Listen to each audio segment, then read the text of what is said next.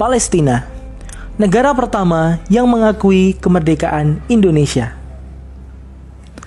Terdapat setidaknya 4 syarat yang harus dipenuhi untuk menjadi sebuah negara berdaulat, yaitu wilayah yurisdiksi, penduduk, pemerintahan yang legitimate, dan adanya pengakuan dunia internasional.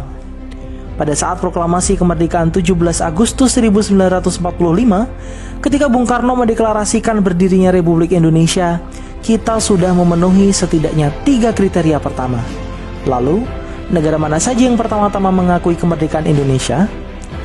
Dalam salah satu buku ziarah sejarah mereka yang dilupakan karya Hamid Nabhan yang diterbitkan baru-baru ini, disebutkan bahwa setidaknya 10 negara pertama yang menyatakan dukungannya dan mengakui kemerdekaan Republik Indonesia adalah negara-negara Islam di kawasan Afrika dan Timur Tengah.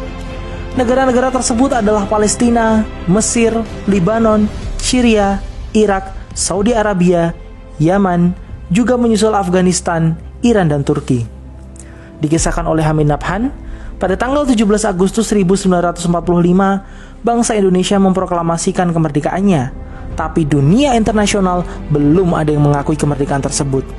Padahal, pengakuan dunia internasional adalah syarat bagi eksistensi sebuah negara. Ketika itu wilayah Indonesia sedang terjadi kekosongan kekuasaan setelah Jepang menyerah pada sekutu.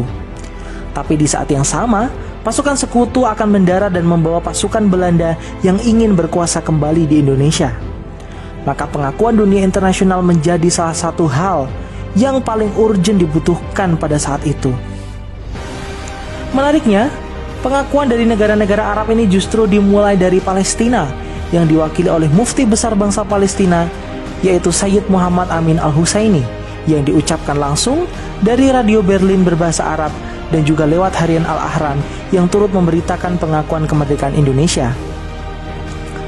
Menurut Hamid Nabhan, pengakuan Palestina ini sebenarnya sudah dilakukan secara de facto setahun sebelum Indonesia merdeka, tepatnya di tahun 1944 yang bertepatan dengan janji manis yang dikeluarkan Jenderal Kuniaki Koiso, Perdana Menteri Jepang, untuk memberi kemerdekaan terhadap Indonesia. Mufti besar Palestina Sayyid Muhammad Amin Al-Husaini adalah sosok yang mewakili Palestina memberikan pengakuan tersebut, serta menyebarluaskan berita tersebut ke seluruh dunia.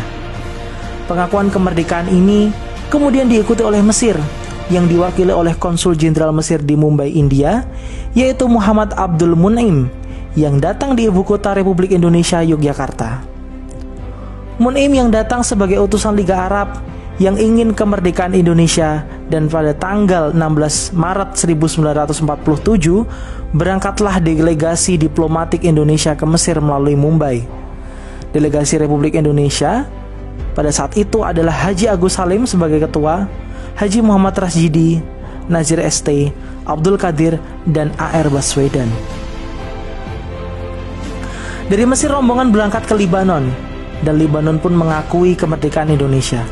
Lalu Haji Agus Salim memerintahkan Rasjidi untuk melanjutkan misi ke Saudi Arabia, sedang A.R. Baswedan dan anggota delegasi lain diperintahkan pulang ke tanah air untuk menyerahkan dokumen dari Mesir dan Libanon.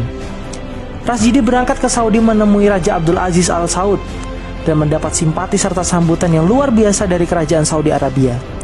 Raja Abdul Aziz berkata, "Nahnu la nata'akharu."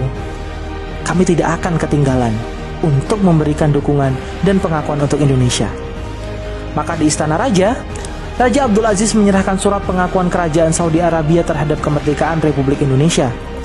Peristiwa yang sangat bersejarah itu terjadi pada tanggal 24 November 1947. Lalu pengakuan kemerdekaan Republik Indonesia mengalir dari negara-negara Arab yang lain seperti Syria, Irak, dan Yaman.